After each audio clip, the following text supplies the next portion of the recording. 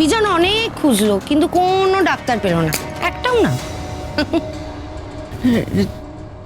ডাক্তারবাবু, ডাক্তারবাবু কেন, কার জন্যে? আপনার জন্য। আচ্ছা, বিজন কি সত্যি ডাক্তার পাইনি? না, কেউ মুম্বাই নয় দিল্লি নয় হলিউড, সব ডাক্তারই না কলকাতার বাইরে, কোনো ডাক্তারই কলকাতায় প্রেজেন্ট নেই। মনে হয় যেন সবাই কলকাতার বাইরে সব জায়গায় পয়সা জমাচ্ছে। তুমি কি মজা করতে এসেছো নাকি? একটা মেয়ে অসুস্থ আর তুমি হেসে হেসে বলছো যে ডাক্তার পাওয়া যাচ্ছে না। ঠাম্মি ছাড়ো, আমি বিজনের সাথে ডিরেক্টলি কথা বলবো যে বিজন সত্যি ডাক্তার পায়নি না বিজনকে জোর করা হচ্ছে যাতে ও ডাক্তার না পায়। ডাক্তারবাবু এসে তো বুঝবে এ শরীরের রোগ নয় গো। তিনি যদি বলেন আমার মাতার দোষ, যদি এনারা সে কথা শুনে আমার বিদায় করে দেন, তাহলে তাহলে বাবুরে রক্ষা করবো কেমন করে?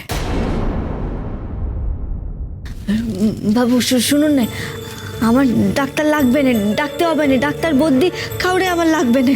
আরে দেখেছো, আমিও তো একই জিনিস বলছি। ওর কোনো শরীর টরীর খারাপ হয়নি, এসব ফাঁকিবাজি, কাজ না করার ধান্দা। তুমি চুপ করো, যাও এখান থেকে।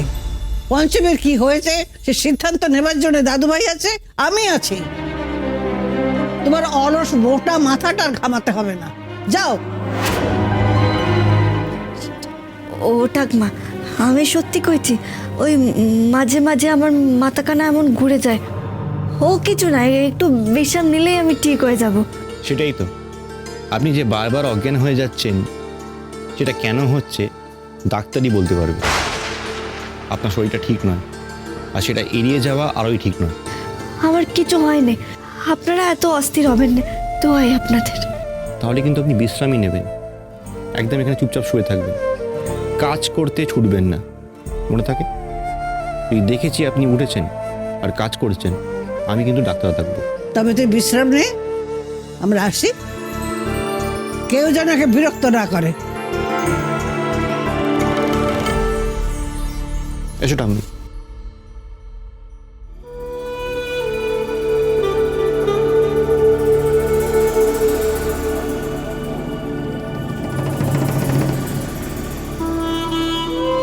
নাও, বিশ্রাম কত নেবে নিয়ে নাও, রাতে তো পালাতে হবে তল্পি তল্পা কুটিয়ে।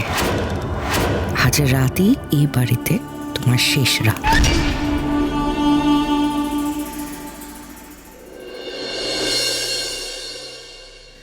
না, পঞ্চমী পালালে চলবে না, ওকে এই বাড়িতেই থাকতে হবে। কিন্তু এই বাড়ির লোক ওই ছেলের আবার বিয়ে দেওয়ার চেষ্টা করছে, তাহলে পঞ্চমী এখানে থাকবে কি করে? আর পঞ্চমী কি পরিচয় বা এই বাড়িতে থাকবে? এমনিতেও এই বিয়েটা কেউ মেনে নেয়নি, অন্য বউ এসে যদি পঞ্চমীকে বের করে দেয়, তাহলে পঞ্চমী আমাদের রানীমায়ের মৃত্যুর শোধ নেবে কি করে? পঞ্চমীকে প্রতিশোধ নিতেই হবে। রানীমায়ের খনি পার পাবে না। আমরা আজই রাতে পঞ্চমীকে গিয়ে জানাবো কে ওর মায়ের খনি। আর সময় নেই, পঞ্চমীকে আজই শোধ নিতে হবে, রানীমার হত্যাকারীকে শেষ করতে হবে।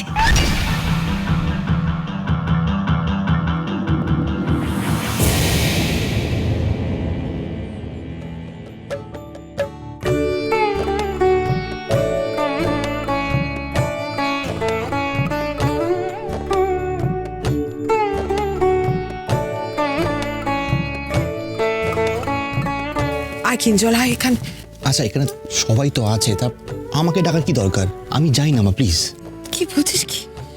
গুরুদেব তোর জন্য পুজো করছেন না, তুই থাক, তোকে থাকতেই হবে। বস এখানে, বস। মম প্লিজ। বসো দাদুভাই, ঠাকুরের কাছে বসলে নিজের বোনের কথা জানালে কোনো ক্ষতি হয় না। বসো, নিজের সাথে সাথে পঞ্চমীর জন্য প্রার্থনা করো। যে তোমাকে ভালো রাখতে এসেছে তাকে ভালো রাখার দায়িত্ব তো তোমার। এসো এসো, বসো।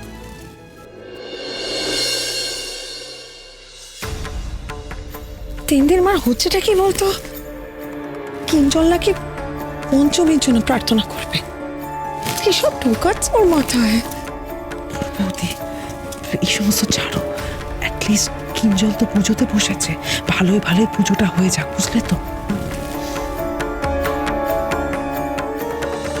পঞ্চমী ওদিকে অসুস্থ ঘরে একা আছেন, আমাকে এখানে মা বসিয়ে দিল, আর উঠতে দেবে বলে মনে হচ্ছে না। কি যে করি।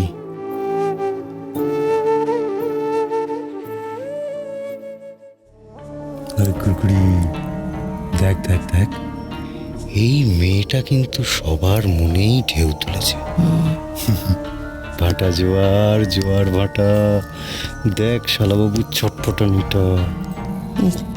তুই বেশি ছটফট করিস না, আমাদের কাজটা সারতে হবে। কি করে করবি সেটা বল।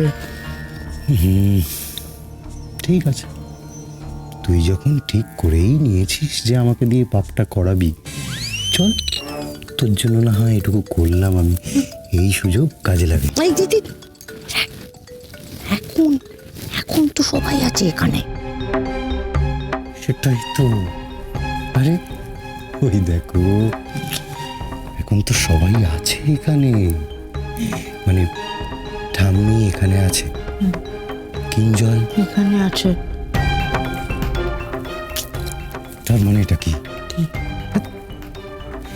আমাদের নাটকের হিরোইন সে এখন ওদিকে একা, আর হিরো আর হিরোইনের মেন সাপোর্টার টাম্মি সেও এখানে আছে, তাই তো?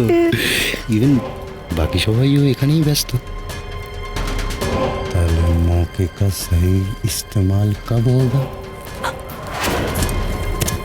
চল কাজে লেগে পড়ি।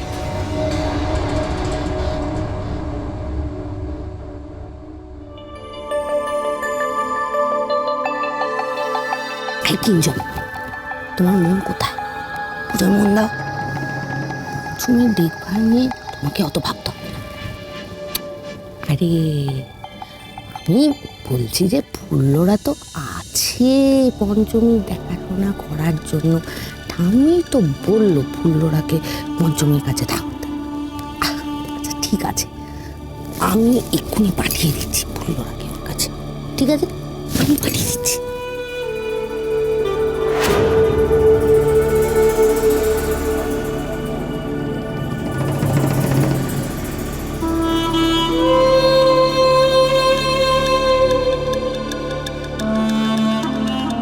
এইবার ধূপ ধুনো দাও, কাঁসর ঘন্টা বাজাও।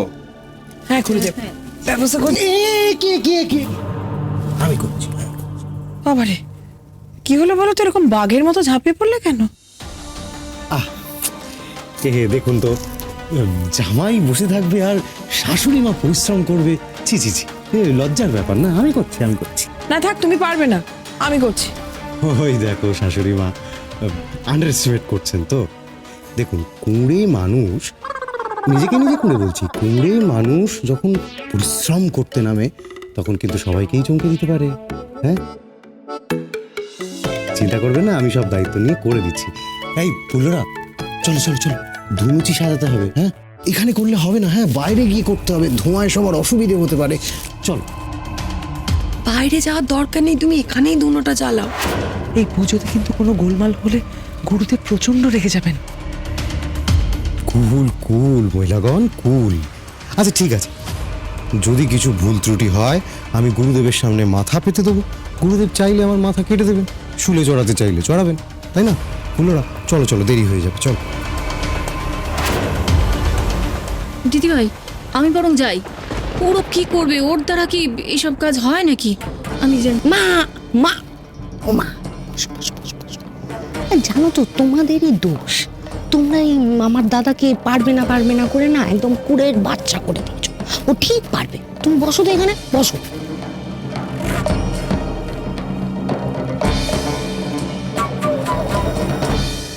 যা দাদা, তুই ধুনো দেওয়া শুরু কর, তারপর ধোয়া তুলবো আমি। পঞ্চমীকে আজ নাকের জলে চোখের জলে করে বাড়ি ছাড়া করবই।